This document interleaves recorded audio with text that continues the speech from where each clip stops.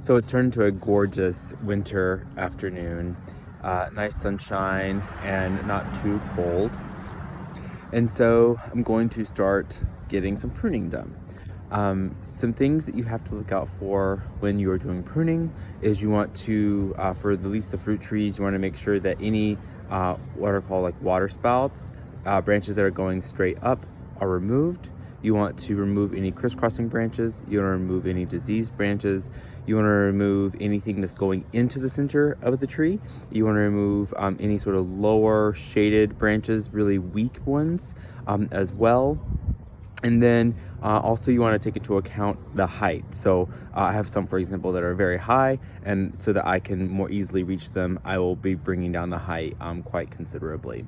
And then as I go through this, I will show you some of the examples of each of those kinds of branches when we get to them.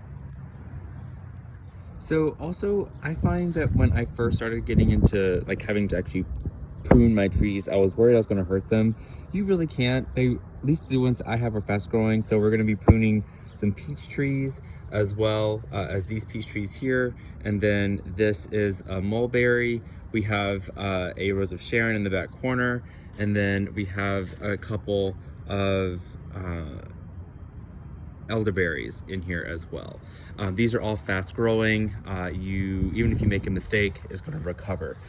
Just to give you a nice example of this, when I was pruning this tree last year, I didn't step back and look at the shape as I was going. So I literally had just the trunk left. There was no branches left when I was done except one tiny little one at the tip. And then look at it, just grew like crazy throughout the season last year. So that one is totally fine.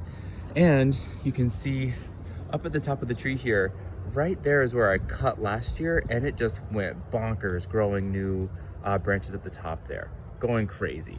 And in fact, if you don't prune, they'll get really kind of damaged. You have to remove crisscross branches. You can see some rubbing damage there. So I'm gonna have to come in here and remove either one of these to make space so that they don't rub together anymore. All of these little guys down here I'm gonna remove, especially, again, you see, even that small twig rubbing has caused some damage on the bark there. And so any opportunity that disease has, when you have something like that happen, it will take advantage of. So you want to make sure that you use this opportunity to clean up the tree so it will be nice and healthy for the coming growing season. So you want the inside of your tree to be quite open. You want there to be nice airflow and sunlight to get in. And if you can look up inside of here, you can see there's some that are going into the center we want to remove. If you look up there, these are coming into the center as well. And if up there especially, you can see some of these are pointing into the center. So we want like a goblet shape in the center, all open, and with nothing pointing into the interior. That'll also make it easier for me in the summer to put a ladder in this space where I'm standing and get up inside and pick the fruit. And you can see the branches go way up off into the distance there. So I need to really trim those back. The sun rises over there and sets over there. It's in the summer, like way over there. And so I'm going to also take that into account. So if there's any big branches that are strong, that are shading out weaker lower ones, I'm just gonna go ahead and remove the lower ones. To demonstrate again, on this peach tree, we have a sucker coming out at the bottom. It's coming up and making contact with this branch. So it's also shaded. It's not gonna be doing well. We're gonna remove that one. If you come up here, you see we have this branch from the neighboring tree coming into the crown of this one. We're gonna remove that. These are going straight up. We want to remove those. These are coming out fine. We have a leader on top here, which we'll want to remove the bottom one there underneath so we don't have any contact there. We wanna remove the dead branch there. Here, we'll trim up this tip. And then finally, we'll be left with a single bit of red fruiting wood, and we're just gonna cut off the very end of that just to reduce the number of buds. So here we have a branch coming off at a nice angle, about 45 from the main leader branch.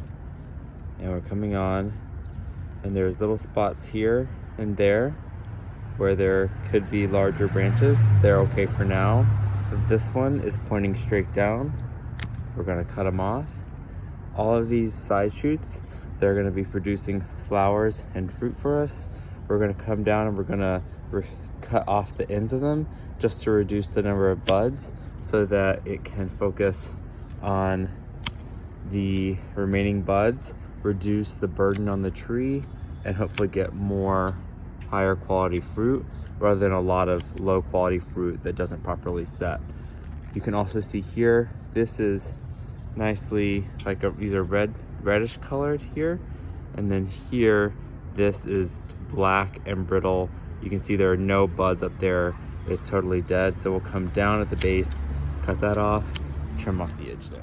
We have another example here. I just cut off the leader here so I can force it to come out more to the side. We have these coming off to the side. This one is coming up a little bit vertical. Gonna remove him, thin him out.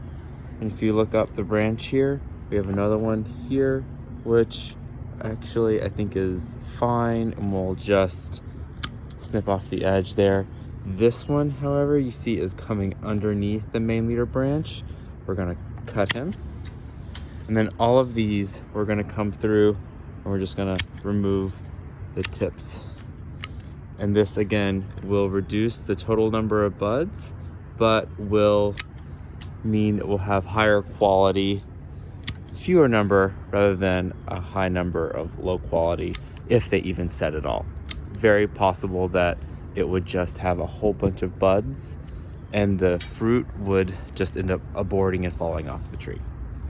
Again, we have evidence of a diseased branch. We come out here and we see it gets spindly and black. So I'm just gonna go ahead and remove that whole branch. So I'm backing up now so you can see the shape of this tree here. I've tried to keep it open like a goblet shape with two main leaders coming off. And then I've brought down the height, removed all the dead branch, anything pointing straight down and straight up. And I've also removed the tips. So it's a much reduced, probably by at least 30 to 40% of the total tree mass. And then I did the same over on this one. Really brought it in from this angle just to prevent shading of the blueberry below. But if it's more open, then you can certainly let them get bigger. But I'm trying to, in this space with the figs, the mulberry, and just other things around it, trying to keep them sort of contained and manageable. If you don't trim them like rigorously like that every year, what can happen then is you get a big honking peach tree like this, which really requires a lot of labor to trim and then also to pick the fruit. So actually last year I took off the top of the tree, and this year I'll probably remove the branch right about there, which obviously is tricky, but will be done carefully. So this is a good example of a lot going on that needs to be addressed. And this is from that same tree that I totally destroyed last year, which is why it's suckering so strongly, is because it really didn't have anything, so it was pushing a lot of new growth to try and survive. And so here we have a bunch of branches that are pointing downwards. We don't want any of those because they're not going to get as much sun as they should. And so we're just going to come in here and remove them.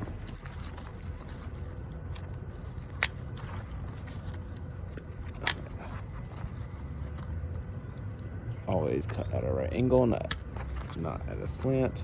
And again, we have these two here, which this one's coming off at the side, so it's actually not so bad, but it is going very much below. So I'd rather save the one that's pointing up and rather get rid of this one. And anyways, these two are colliding, so if left untouched, this will continue to grow and collide with this one, possibly introducing disease. So for sure we'll cut that one. And again, this one doing the same thing. We want to cut him off, and we'll cut this guy.